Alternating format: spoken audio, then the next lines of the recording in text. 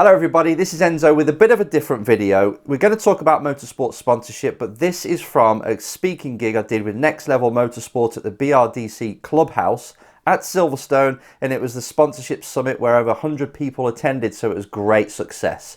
This is the footage from my little part that I spoke. It's supposed to be 5 minutes or 10 minutes, but I took 29 by accident. Enjoy it. This is the 5 rules of how you should look at motorsport in order to give you the best shot possible.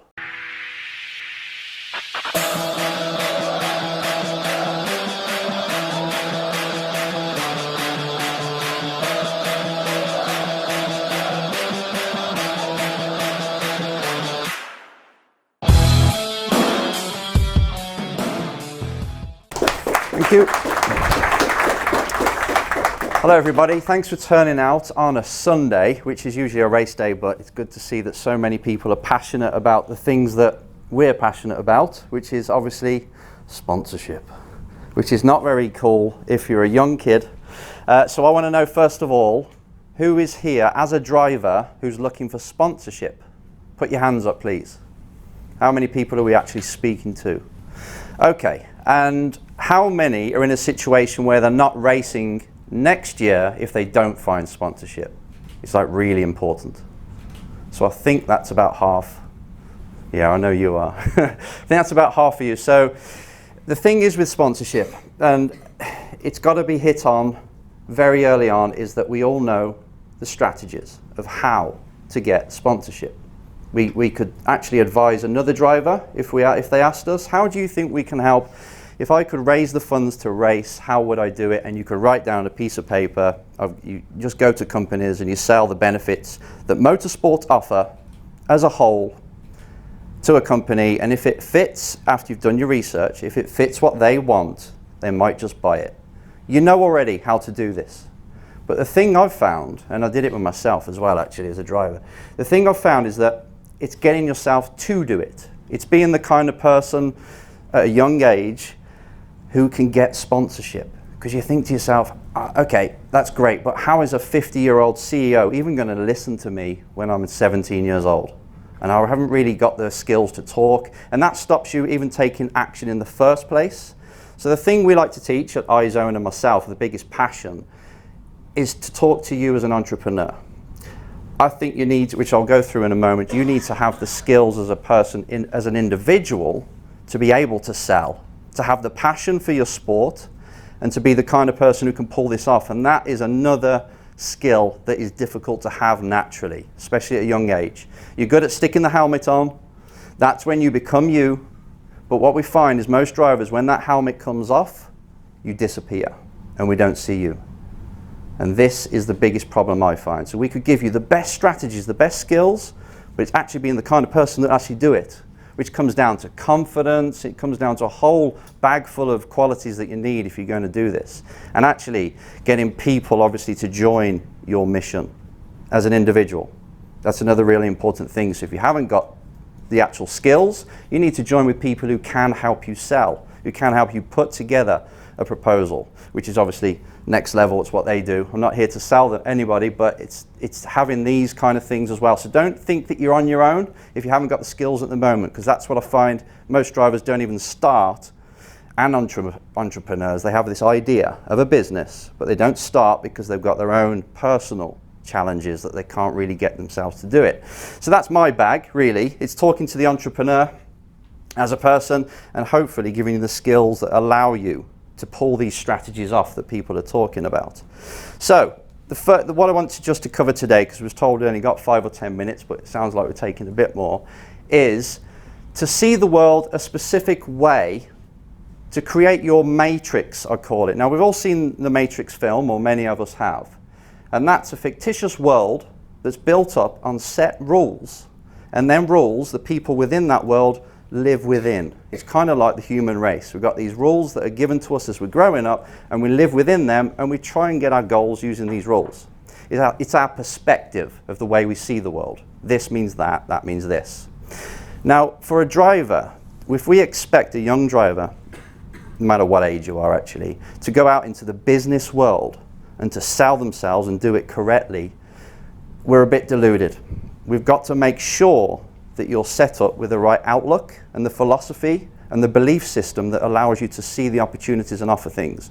Otherwise, you will fall for the trap, just like Brian said and Tom said. So it's a big thing about, I'm a race driver, do you fancy throwing me 20, 30, 50, 100 grand just for me to race? And I'll stick a sticker on the car. Oh, you can come to the race as well, it's great, blah, blah, blah.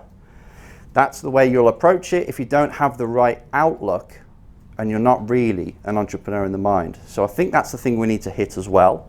So to create a matrix, I've done 5 rules, there's usually 6, but I've given 5 today. And if you stick to these, it'll allow you to see the world or the motorsport world as it is, so then you can approach it the right way, which we've already hit on a lot of these things, which is great. So we're all saying the same thing. But first of all, I want to say it's first you, then it's the strategies. So we've got to take time to teach you how to be this entrepreneur like I've just covered. And in the 1500s, Sir Francis Bacon said, "Scientia potentia est," which is knowledge is power, which we all agree. You've got to know something if you want to pull it off, which is the strategies. But actually, you've also got to know about yourself, because how many times have you known what to do, but you haven't managed to do it? Plenty of times. So this is where I really want it, what I've already just covered, is you saying to yourself, okay, I've got to make a cold call. What does that mean? That means I've got to have a script. I've got to have researched them as well, but then I've just got to do it. And there's simple rules that you need to do or to have within yourself in order to do that. So the things are that I really want you to start to think about are getting yourself to take daily action. Now that top one, if you didn't know any strategies, and I know that you didn't know at the start, if you didn't know any strategies, but every single day you're calling somebody up, you're approaching somebody, you're asking some help from somebody, you're getting budgets from race teams, and you're constantly working on your craft on the business side, you'll figure it out.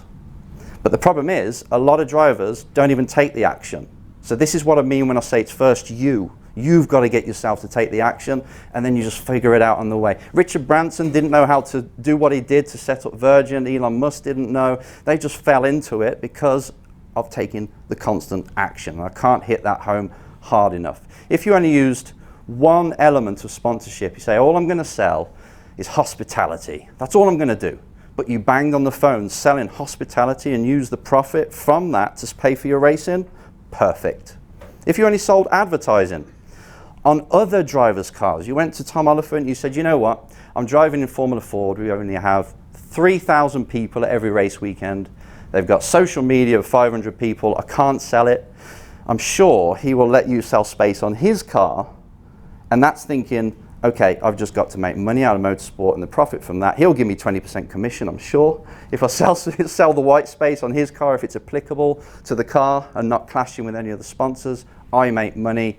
And this is the sort of thing you just find out on the way if you're taking action every day. So this is you again. Overcoming fear of cold calling is another big one that Brian touched upon. But actually, if you want to be a race driver, you can't be afraid of having a no. That's life, obviously. There's plenty of dads in here that have had no's all their life and they still continue to. But you cannot allow that to stop you. In fact, Andy Prio, who we work with at iZone, he said when he came over from Guernsey, he did a deal to get a caravan. He dusted off his old Volvo and said, I'm going to go to England to be an F1 driver. He left his fiancée at home and off he went, and he thought, where am I going to go? Silverstone. So he just drove up to Silverstone, chasing this career to be an F1 driver, and he hadn't even raced on a circuit at that point. And he was in his early 20s, he wasn't even young. So you wouldn't give him much chance. No money, no real history apart from hill climb, and he was going to go and chase F1. And when he got to Silverstone, just at this main gate, he didn't know where to stay, so he slept outside, and then eventually did a deal with the company that's just on the right-hand side, still there now, of Silverstone entrance, and he slept in their yard, in his caravan, and that's where he started his empire. And he said to me, and he became to become triple world champion, test driver for Williams, so he did pretty damn good with not a bean, no money, but he had a simple rule that gave him the biggest jump, and that was I have to speak to 300 companies before I get one yes. And then that raised his standard of what he's expecting of himself. And that's a rule. And when I said of creating a matrix of your own, of seeing the world a certain way, it's them kind of rules that make a difference. And I spoke to someone else who's getting sponsorship nowadays. He's raised 200 grand a year on his own.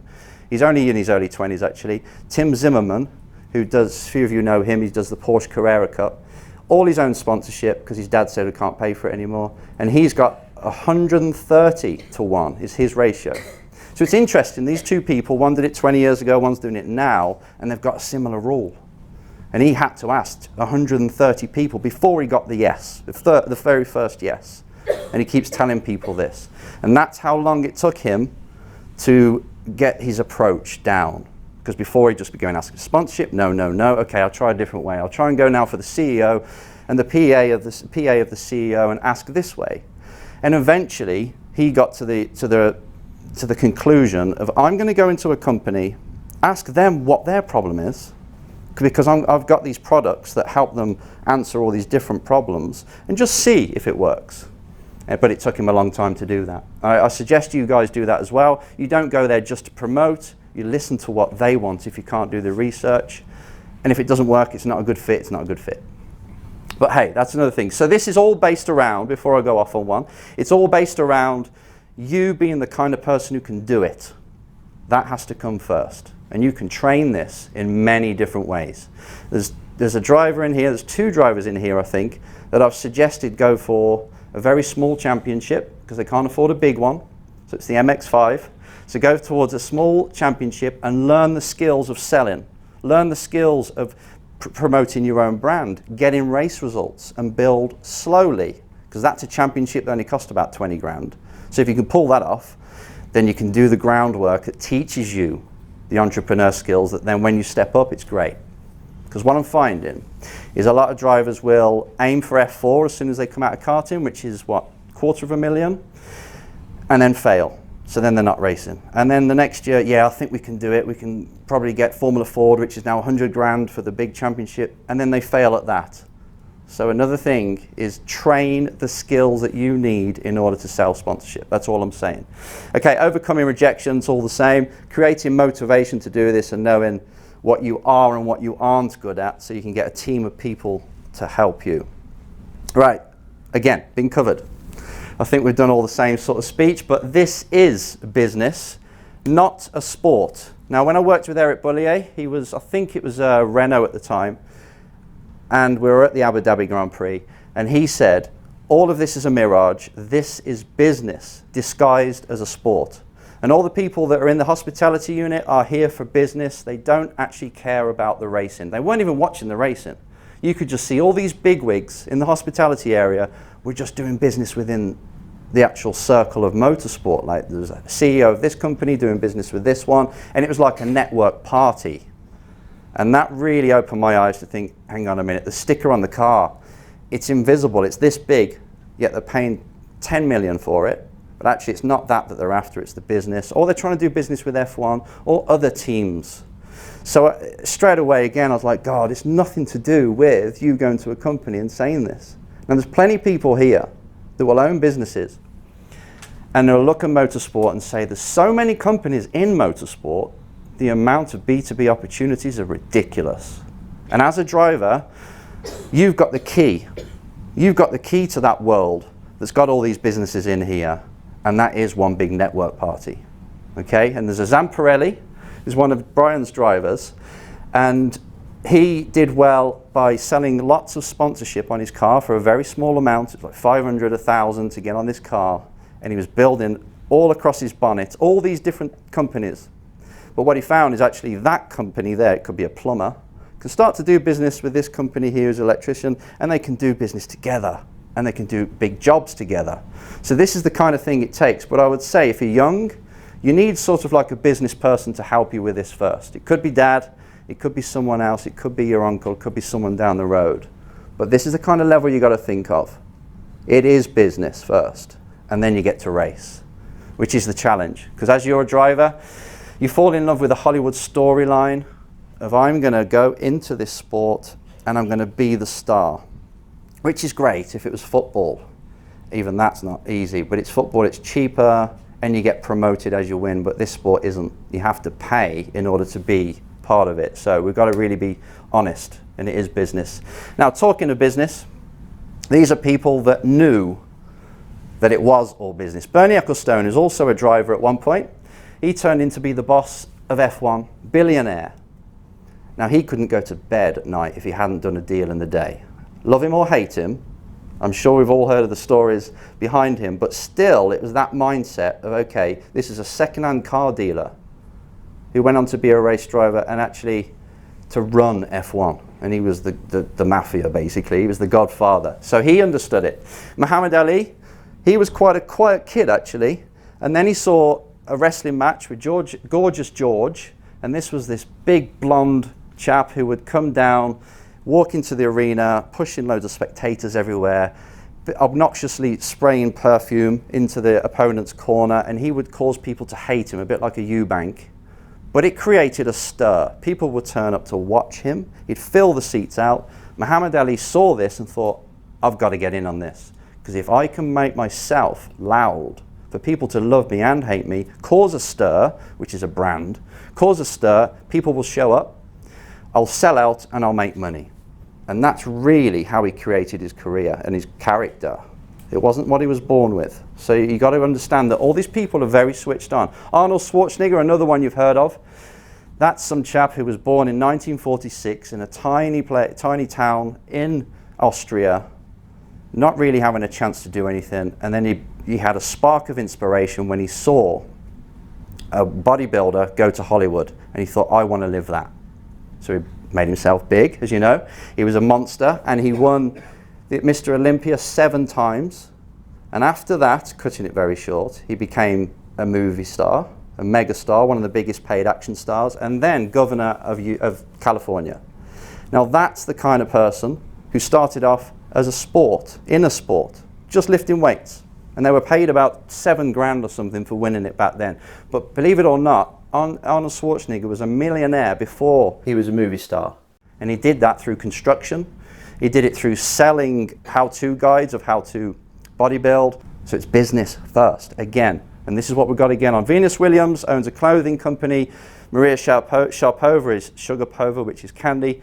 Magic Johnson, is basically building up the urban states in America, and George Foreman with the grills. Now these people are all business minded, and that's how they stay around, because they provide value not just in the ring or on the pitch or on the circuit, but overall. And this is the game we're playing. Everything you see out there on the track is not really what you're talking about. It's everything that gets it there. It's the fuel, which is the business.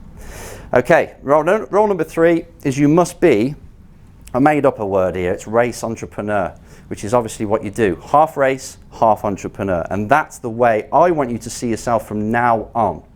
Not a race driver. You're only a race driver when you're playing on iRacing or something. Everything else is here. Right. Now, when Sir Frank Williams was asked what he thinks about Ayrton Senna, he said, my abiding memory of Ayrton Senna is not the world-class ability as a race driver, but as an intellectually unbeatable businessman.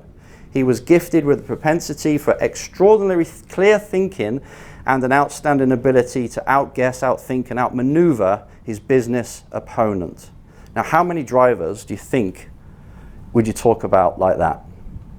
It's not many. You say, oh yeah, they're fast. They've got a good attitude. They've got a good work ethic. But actually, that's how Frank Williams remembers Senna, because he was tough in the business world. He was into all sorts, from mountain bikes to road bikes. So he knew, I have to be good at business. And Senna actually went to business college, believe it or not, for a little while. He ran the market stall back in Brazil. And this was building up his entrepreneur skills before racing. And people don't know this, just think he's quick. And it's easy to look outside and say, but once you meet them, once you understand how they actually tick, they do the business, they get themselves into a platform where they can capitalize, and then they execute. All right, so really think about this. This is not just us saying things that are not valid. Now, creating value. To simplify it down, I want you to always think bills and dreams. Anyone who knows me knows I preach this to death. But basically, when you are going to somebody to provide value, they're either trying to pay their bills or they're trying to reach or achieve some kind of dream. And all you need to do as a race driver is to help them do one of them two. To find out what's more important to them and how can I help them put more cash in their pocket or achieve a mission that they're on. That's really all it is when you bring it down to very simple terms. So when you go to speak to a race team, usually bills is quite important. They want you to come in as a driver to pay their bills, which is fine because that's the way they run. But they've also got dreams as well. They want to win, but firstly, they've got to pay the bills in order to get the dreams. So you need to know that when you're talking to them, to speak their language. And if you go into companies, if you go into even a manager, you want a manager to help you, and you can't actually help, you can't pay their retainer, you've got to understand, okay, what's their dream? What are they trying to achieve, and how can I help them achieve that? Okay, they need top drivers. I'm going to go and find them some drivers and they'll work for me for free. So you always got to understand, what are they trying to achieve? Are they trying to get cash in their pocket or achieve something? And if it's cash in the pocket, you've really got to show them how you can do that. Right, number 4, sponsorship game. The sponsorship game is a little bit different nowadays in some ways. And when I say that, I mean from a company's perspective. Because nowadays, they have more on offer. They've got Facebook advertising. Now, if a company wants to get the word out about their product, they would prefer to spend £5,000 on an advert on Facebook, which targets everyone in a certain age bracket, people who are interested in their product because they've liked something at some point. Even if they've visited their website, if you put a Facebook ad up and you target that person, it'll only target people that have visited your website in the past. Probably didn't take action, but they're the only ones that see it on their phone. And you can be anyone, any hair color, interests, where they live, the whole lot. They can get very precise, and only them people see their advert. And that's probably $5,000, and they will make sales from it. And you're going there as a driver asking for $100,000 for a sticker on the car. How do you think it's going to play out? They're just not going to do it. So this is where things are a bit different. You've got to talk, you've got social media yourself to use, obviously, but you've got to talk their language and understand that the sticker on the car and race tickets is really not going to work unless you've got someone pretty much giving you a donation. Social media, influencer marketing, again, is giving companies such an amazing value where they can go to somebody with about 200,000 followers and say, you know what, I'll give you some product if you just take a photo with my product. And they will make sales off that. And people like Wish.com, I think they spend 100% of their marketing at one point on Facebook, advertising and the promotion through it, and they're huge. So you've got to understand that we're fighting against these people now, all these options, or we can kind of use them within our sponsorship package and products to help combat this. And obviously we've got lots of board of directors now. The latest thing, the last 10 years, has been people getting investment for a company before the company actually exists, startup investment. And that means you've got board of directors to go through. So everybody has to agree. So it's another thing that's a slight challenge. We talked about challenges before, but these are a couple more. Right, rule number 5, and you'll be glad to hear this, is that sponsorship isn't the only way to get in the car. I know plenty of drivers that have made it all the way to F1 and they've never got a dime of sponsorship in their life. So there are other options, which I just want to say. Sponsorship is obviously a huge one. I've got it as number 1, but I've also separated B2B. B2B is often part of a sponsorship package, but I want you to treat it differently as well. So you look at it differently and you prioritize it. But B2B is how I can give a company, basically generate business from this company to the people that I know. Or the potential of meeting. And I think it was Brian that said with FedEx, he promised to get them into the arena of F1. And it wasn't a promise of you actually going to pick up business, but actually we can set up meetings so you can be the logistics company for these type of people. And they're like, well, it's a no-brainer. Because not only are we going to get all the exposure, but actually the B2B, which is a bit longer term, is going to serve us. Right, number 3 is driver investment. Now, a lot of the time that's mommy and daddy, but we can, if you're in a championship, America's got this more than England at the minute, I'm afraid, but if you're in a championship that gives you prize money and you've got something about you and you're in a scholarship system, then people can invest in your career, just like they would a racehorse. And this is a different tact, a different business proposal that you're going to offer people, and different kind of people, and you might know them, but they invest in you as an athlete, hoping that one day you'll have a return. I've got one driver who's in F3, Liam Lawson, who's 100% funded, or was before Red Bull picked him up, by number 3. And they just went around New Zealand and gathered up 7 different investors, putting in 100 grand, 10 grand, 20 grand, whatever, and they just liked to be part of it. So that could work. That could work, because they think they're backing a horse, they're involved in something exciting, and actually their business partner put money in, like, go on, you put some money in as well. So actually, driver investment can be possible if you can show them that there's a potential, remember, of some kind of return, or you can give them some kind of B2B. Donations, which obviously we covered. This is obviously parents again, people just giving money. If you're in a small championship, then donations is a little bit easier. Bigger championships, it doesn't really offer much. So I've got to think about all the different kinds of drivers. And a GoFundMe site is terrible, but if it gives you 500 quid and you're not going the sponsorship route, this could be, look at a Billy Munger, and I think there's a touring car driver who repaired his car right by going through GoFundMe. So it's another option. It's not, like he said, it's not very good in terms of sponsorship. It gives it a bad name, but it's another option for someone who just needs to buy a set of tyres, if you're doing something like that. Race team deal is when you go to a team and you make a deal with them. This is for the kind of driver who has speed, and to help the team earn money and pay their bills and actually achieve their dreams, you can promise that you'll be at the front of the grid, raise their profile, and then they can attract better drivers. That's the kind of team that's struggling a little bit and needs to get back up the front. They need to reinvest in a driver. So again, all of these options are not for everybody, but certain people can actually use these. The pro driver role, this is when you get a gentleman driver, and you're pretty much their driver coach, and they contribute towards your budget. It's another way for some people that have been around for a while, have a proven track record, and can go that way.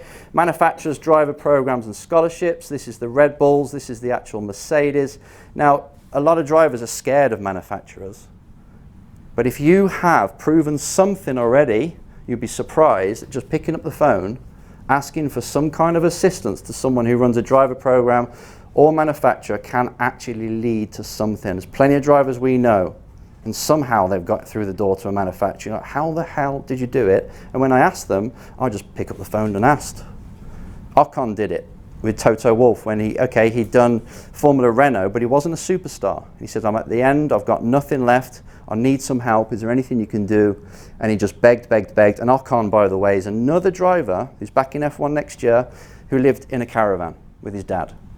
So not everybody had money, but he had the work ethic, and what I said before, he was the kind of person that would knock on doors, get on with people, and he was fast.